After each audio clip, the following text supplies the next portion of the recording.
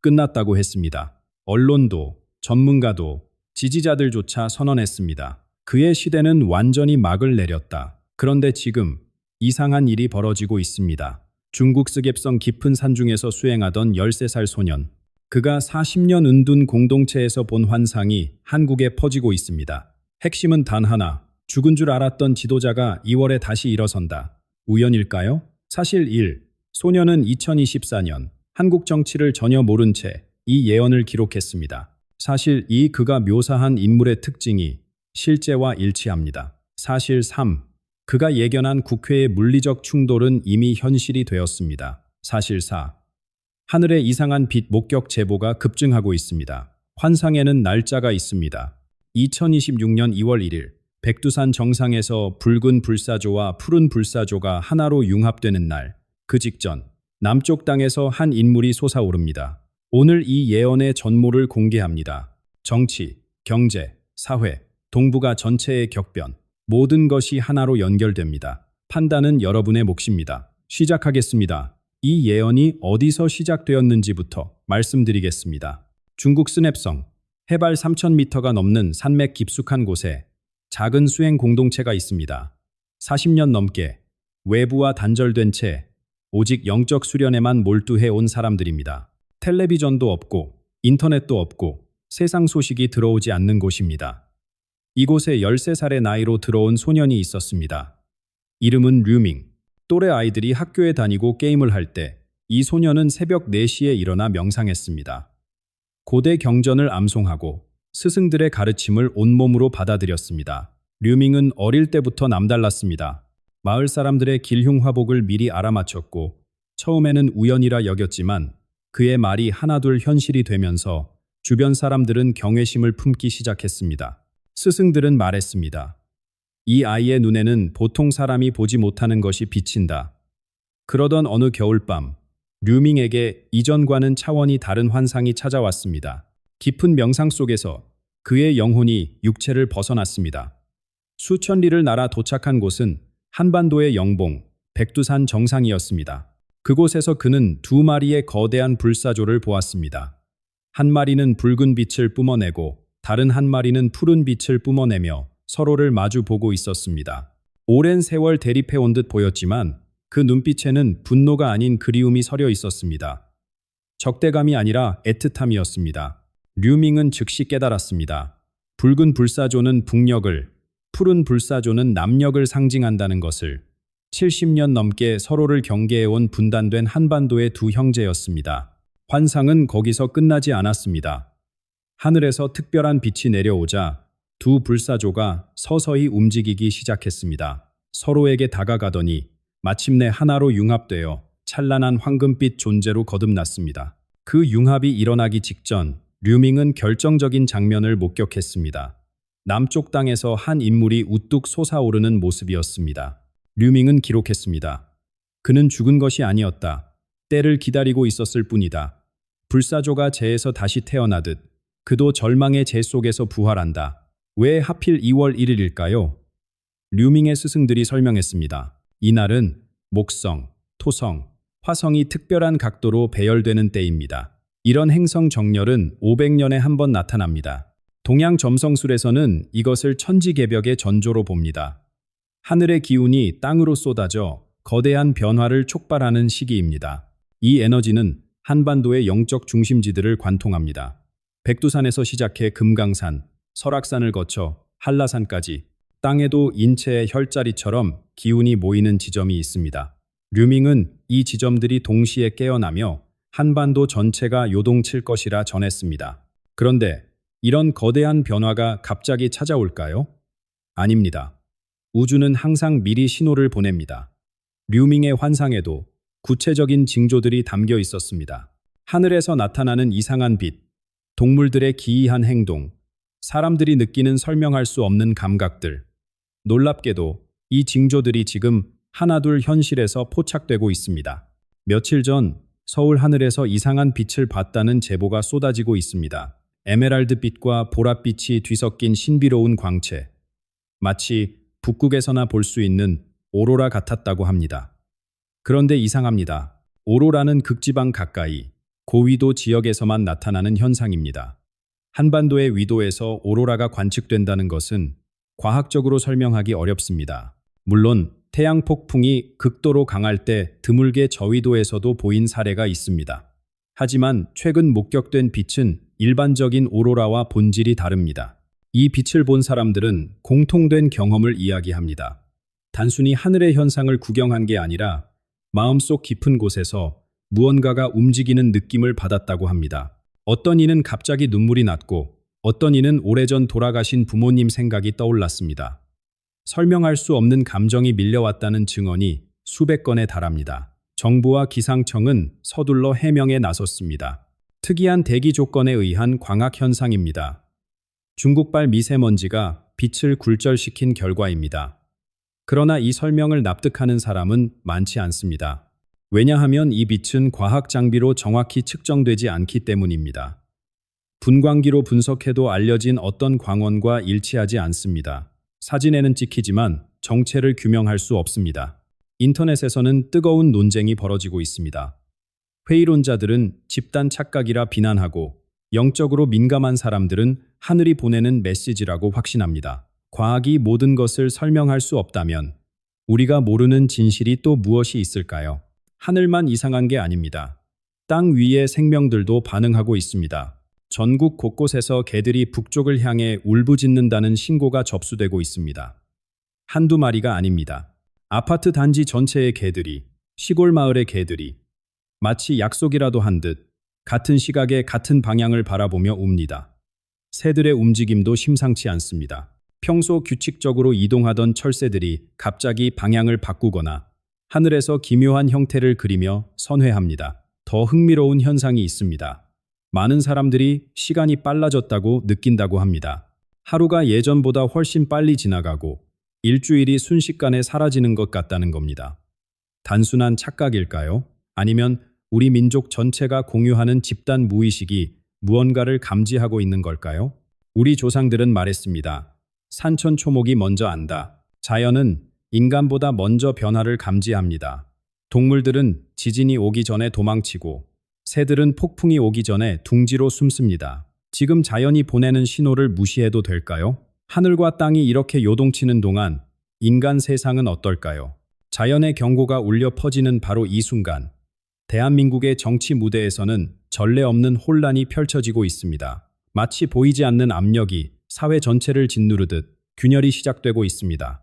국회의사당을 보십시오. 지금 그곳에서 무슨 일이 벌어지고 있습니까? 토론의 장이어야 할 공간이 전쟁터로 변했습니다. 여야 의원들이 서로 멱살을 잡고 고성이 오가고 물리적 충돌이 생방송으로 중계됩니다. 온 국민이 그 참담한 광경을 지켜봅니다. 예의도 없고 품위도 없습니다. 오직 당리당략만 남았습니다. 화면을 보는 시민들의 얼굴에는 경악과 분노, 그리고 깊은 환멸이 스쳐 지나갑니다. 저게 우리가 뽑은 대표들인가? 거리에서, 식당에서, 가정에서 같은 탄식이 흘러나옵니다. 정치에 대한 신뢰는 바닥을 뚫고 내려갔습니다. 투표의 의미마저 의심받기 시작했습니다. 민주주의의 근간이 흔들리고 있습니다. 이런 혼란 속에서 사람들은 무의식적으로 무언가를 갈망하게 됩니다. 질서를 회복할 누군가, 이 난장판을 끝낼 수 있는 강한 손. 바로 이 순간 모두가 끝났다고 생각했던 인물이 다시 모습을 드러냅니다. 그는 과거의 권력의 정점에 있었습니다. 그러나 스캔들과 패배로 추락했고 언론은 그의 정치 생명이 완전히 끝났다고 선언했습니다. 지지자들조차 희망을 접었습니다. 그런데 그가 돌아옵니다. 재 속에서 일어나는 불사조처럼 정치적 무덤에서 걸어 나옵니다. 이것은 단순한 복귀가 아닙니다. 시대가 부르는 응답입니다. 혼란과 절망 속에서 국민들은 본능적으로 과거를 떠올립니다. 그래도 그때가 나았다. 현재에 대한 불만이 과거에 대한 향수로 바뀌고 그 향수가 한 인물에게 집중됩니다. 그는 이 심리를 정확히 읽습니다. 저와 함께했던 시절을 기억하십니까? 다시 그때로 돌아갈 수 있습니다. 이 한마디에 수백만 명의 마음이 움직입니다. 이 부활의 진짜 연료는 무엇일까요? 축적된 불만입니다. 치솟는 물가, 불안정한 일자리, 벌어지는 빈부격차, 미래에 대한 막막함. 이 모든 것이 쌓이고 쌓여 거대한 에너지가 되었습니다. 사람들은 현 체제가 자신들의 문제를 해결해 줄 수 없다고 느낍니다. 새로운 것을 시도할 용기도, 현재를 버틸 인내도 바닥났습니다. 그래서 과거로 눈을 돌립니다. 류밍의 기록에는 이런 구절이 있습니다. 이해 대한민국에서 가장 강력한 정치적 힘은 희망이 아니라 분노가 될 것이다. 그 분노를 가장 잘 대변하는 자가 권력을 잡을 것이다. 이것이 축복일까요? 저주일까요? 역사는 분노를 기반으로 한 정치가 어떤 결과를 낳는지 여러 차례 보여주었습니다. 그러나 지금 대한민국은 그 교훈을 기억할 여유가 없어 보입니다. 정치가 이렇게 흔들리면 경제는 어떻게 될까요? 역사가 증명합니다. 정치적 불안정은 반드시 경제적 충격으로 이어집니다. 시장은 불확실성을 가장 싫어합니다. 그리고 지금 그 불확실성이 최고조에 달하고 있습니다. 주식창을 열어보신 적 있습니까?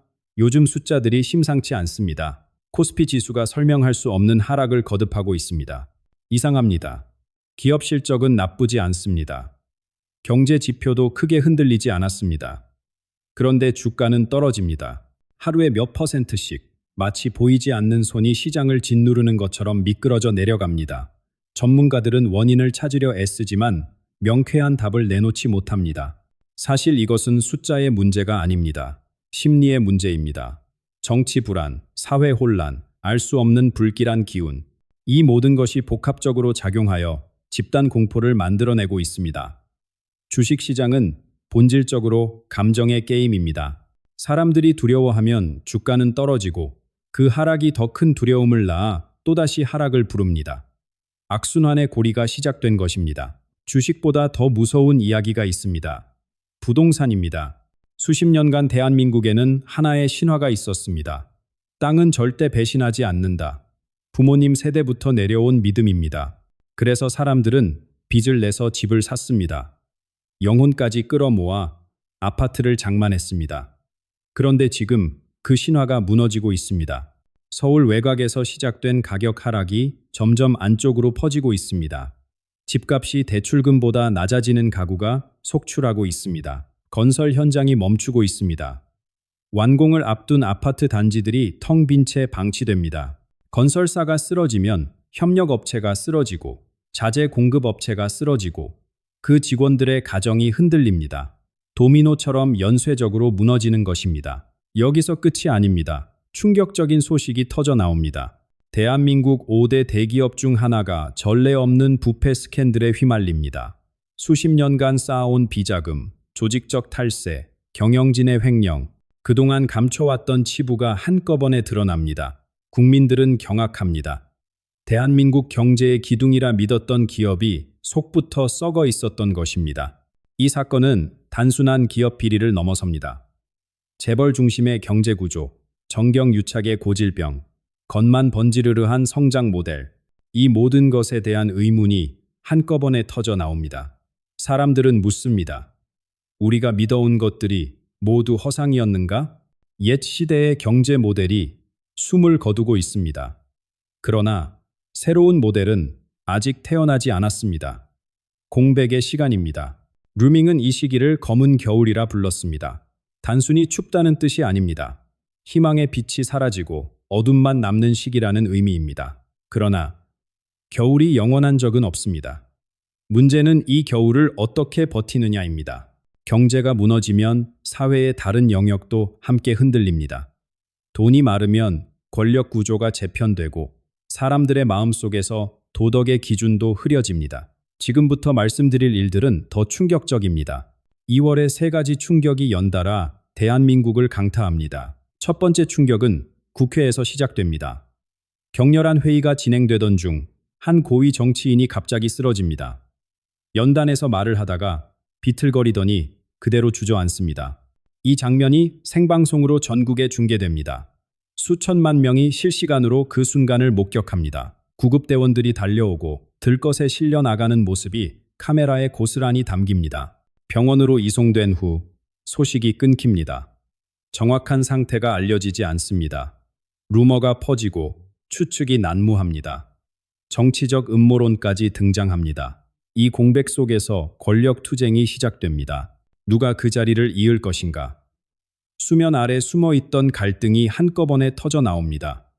같은 편이었던 사람들이 서로 등을 돌립니다. 국민들은 지도층의 민낯을 생생히 지켜봅니다. 두 번째 충격은 전혀 다른 곳에서 옵니다. 연예계입니다. 대한민국에서 가장 사랑받던 스타가 있습니다. 깨끗한 이미지, 겸손한 태도, 끊임없는 기부와 봉사활동, 온 국민이 존경하고 자랑스러워하던 인물입니다. 그런데 이 사람의 숨겨진 면이 폭로됩니다. 지면에 담기 어려울 만큼 충격적인 내용입니다. 그동안 보여준 모습이 철저히 계산된 가면이었음이 드러납니다. 국민들의 충격은 정치인 스캔들과 차원이 다릅니다. 정치인에게는 처음부터 기대가 났습니다. 그러나 우리가 진심으로 사랑하고 존경했던 사람의 배신은 다릅니다. 마치 가까운 가족에게 속은 느낌입니다. 사람들은 묻습니다. 이제 누구를 믿을 수 있는가? 외모와 실체의 간극, 미디어가 만들어낸 허상에 대한 회의가 사회 전체로 퍼집니다. 정치 지도자의 건강 위기, 문화 스타의 도덕적 추락, 이 두 사건이 연이어 터지면서 대한민국은 심각한 신뢰 위기에 빠집니다. 정치를 믿을 수 없습니다. 유명인을 믿을 수 없습니다. 그렇다면 언론은 어떻습니까? 언론은 진실보다 자극적인 제목을 빚습니다. 법원은 어떻습니까? 사법부도 정치적 논란에서 자유롭지 못합니다. 신뢰할 곳이 사라지면 사람들은 방향을 잃습니다. 무엇이 옳고 그른지 판단하기 어려워집니다. 누구의 말을 따라야 할지 알 수 없습니다. 이런 상태에서 사람들은 극단적인 목소리에 쉽게 끌립니다. 복잡한 설명 대신 단순한 해답을 원합니다.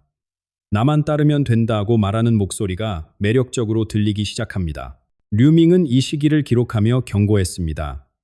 신뢰가 무너진 땅에서는 어떤 씨앗이든 자랄 수 있다. 희망의 씨앗일 수도 있고 파멸의 씨앗일 수도 있다. 무엇이 자라느냐는 그 땅의 사람들이 어떤 선택을 하느냐에 달려 있다. 대한민국이 내부에서 흔들리는 동안 이웃 나라들은 가만히 있을까요? 아닙니다. 강대국들은 기회를 놓치지 않습니다. 동북아시아의 체스판 위에서 새로운 말들이 움직이기 시작합니다. 대한민국의 위기는 혼자만의 문제가 아닙니다. 동북아시아 전체가 요동치고 있습니다. 먼저 중국을 보십시오. 이상한 일이 벌어지고 있습니다. 최고 지도자가 공식 석상에서 모습을 감추었습니다. 처음에는 건강 문제라는 추측이 돌았습니다. 그러나 침묵이 너무 길어지고 있습니다. 베이징 안쪽에서는 심상치 않은 소문이 퍼지고 있습니다. 군부와 당 원로들 사이에 보이지 않는 힘겨루기가 벌어지고 있다는 이야기입니다. 중국이 흔들리면 한반도는 직접적인 영향을 받습니다. 그동안 중국은 북한을 견제하면서 동시에 보호하는 역할을 해왔습니다. 그 축이 흔들리면 균형이 깨집니다. 미국과의 관계에서 중국이 취해온 입장들도 불확실해집니다. 대한민국은 미국과 중국 사이에서 줄타기를 해왔는데 그 줄의 한쪽이 갑자기 느슨해지는 것입니다. 북한은 이 기회를 놓치지 않습니다. 평양은 새로운 핵실험을 감행합니다. 그 규모와 기술적 수준이 예상을 뛰어넘습니다. 국제사회는 경악합니다. 비핵화 협상은 완전히 물거품이 됩니다. 그러나 이 도발의 이면을 읽어야 합니다. 북한은 절박합니다. 내부적으로 어려움을 겪고 있는 정권에게 외부의 관심을 끄는 것은 생존의 문제입니다. 이것은 위협인 동시에 절규입니다. 우리를 잊지 마라. 우리는 아직 여기 있다. 남한 내부에서는 대응을 두고 갈등이 폭발합니다. 강경파는 단호한 응징을 요구합니다. 온건파는 대화의 문을 열어야 한다고 주장합니다. 이미 분열된 사회가 이 문제로 더 깊이 갈라집니다. 핵 위협 앞에서 국민들은 공포에 떨고 그 공포가 또 다른 극단적 선택을 부추깁니다. 그 사이 일본은 무엇을 하고 있을까요? 도쿄는 조용합니다. 표면적으로는 중립을 지키며 상황을 관망합니다. 국제사회의 우려를 표명하고 평화를 촉구하는 성명을 냅니다. 그러나 그 이면에서는 다른 계산이 이루어지고 있습니다. 한반도와 중국의 혼란은 일본에게 기회가 될 수 있습니다. 경제적으로, 외교적으로, 어쩌면 군사적으로도 일본의 위상을 높일 수 있는 상황입니다. 류밍의 기록에서 일본은 그림자 속의 여우로 표현되었습니다. 직접 나서지 않지만 상황을 자신에게 유리하게 이끌기 위해 조용히 움직입니다. 이것은 음모론이 아닙니다. 국제 정치의 현실입니다. 모든 나라는 자국의 이익을 우선합니다. 이웃의 위기는 누군가에게 기회입니다. 혼란스럽습니다. 사방에서 압력이 밀려옵니다. 안에서는 무너지고 밖에서는 조여옵니다. 이대로 끝인 것일까요? 아닙니다. 류밍의 환상은 여기서 끝나지 않았습니다. 모든 혼란과 위기가 정점에 달했을 때 그가 본 가장 놀라운 장면이 펼쳐집니다. 두 마리 불사조가 마침내 하나로 융합되는 순간입니다. 파괴 속에서 새로운 탄생이 시작됩니다. 류밍의 환상에서 가장 빛나는 장면은 마지막에 있습니다. 모든 혼란이 극에 달했을 때 백두산 정상의 두 불사조가 마침내 움직입니다. 붉은 빛의 불사조와 푸른 빛의 불사조가 천천히 서로에게 다가갑니다. 70년간 마주보기만 하던 두 존재가 날개를 펼치고 하늘로 솟구칩니다. 그리고 정점에서 하나로 융합됩니다. 찬란한 황금빛이 한반도 전체를 뒤덮습니다. 이것은 통일의 상징입니다. 올해 안에 완전한 통일이 이루어진다는 뜻은 아닙니다. 그러나 돌이킬 수 없는 첫 걸음이 시작됩니다. 역설적이게도 위기가 기회를 만듭니다. 남과 북이 모두 궁지에 몰렸을 때 서로 손을 내미는 것 외에 선택지가 없어집니다. 외부 강대국들도 각자의 문제에 휘말려 개입할 여력이 없을 때 우리 민족이 스스로 운명을 결정할 공간이 열립니다. 류밍은 기록했습니다. 가장 어두운 밤 뒤에 새벽이 온다. 올해의 고통은 새로운 시대를 낳기 위한 산고다. 그렇다면 이 전환기를 어떻게 준비해야 할까요? 먼저 재정적인 부분입니다. 가능한 한 부채를 줄이십시오. 빚은 위기 상황에서 가장 무거운 족쇄가 됩니다. 자산을 한 곳에 몰아두지 마십시오. 금이나 은 같은 실물 자산의 비중을 조금씩 늘리는 것도 방법입니다. 주식이나 부동산은 당장 필요하지 않은 자금으로만 유지하십시오. 영적인 준비도 필요합니다. 매일 조용한 시간을 가지십시오. 명상이든 기도든 자신의 내면과 대화하는 시간입니다. 부정적인 뉴스에 휩쓸리지 마십시오. 소식을 완전히 끊으라는 게 아닙니다. 하루에 정해진 시간만 확인하고 나머지 시간에는 마음의 평화를 지키십시오. 가족과 이웃과의 관계를 돌보십시오. 위기 상황에서 물질만큼 소중한 것이 사람입니다. 두려워하지 마십시오. 옛 조상들의 지혜를 떠올려 보십시오. 천리길도 한 걸음부터. 아무리 큰 변화도 준비된 사람에게는 기회가 됩니다. 대한민국은 전쟁의 폐허에서 일어났습니다. 외환 위기를 극복했습니다. 수많은 역경을 딛고 여기까지 왔습니다. 우리 안에는 그 저력이 흐르고 있습니다. 올해의 고통은 끝이 아닙니다. 더 강하고 통합된 나라로 거듭나기 위한 과정입니다. 류밍은 마지막으로 이렇게 적었습니다. 황금빛 불사조가 날아오르는 땅은 세계의 등불이 될 것이다. 그 빛 아래서 동아시아의 진정한 평화가 찾아올 것이다. 어둠이 깊을수록 새벽은 가깝습니다. 이 말을 마음에 새기십시오. 오늘 영상은 예언과 전통적 지혜에서 영감을 받은 교육적 콘텐츠입니다. 특정 사건을 예측하거나 불안을 조장하려는 목적이 아닙니다. 다양한 관점에서 생각해 볼 거리를 제공하고 어떤 상황에서도 지혜롭게 준비하자는 메시지를 담았습니다. 열린 마음으로 받아들이시고 각자의 판단으로 필요한 부분만 취하시길 바랍니다. 이 영상이 도움이 되셨다면 주변의 소중한 분들과 나눠주십시오. 최근 이상한 징조를 느끼셨거나 꿈이나 직감으로 무언가를 감지하신 분이 계시다면 댓글로 나눠주십시오. 혼자가 아닙니다. 함께 정보를 나누고 서로를 격려할 때 우리는 더 강해집니다. 구독과 알림 설정으로 앞으로의 이야기도 함께 해주십시오. 다음 영상에서 뵙겠습니다.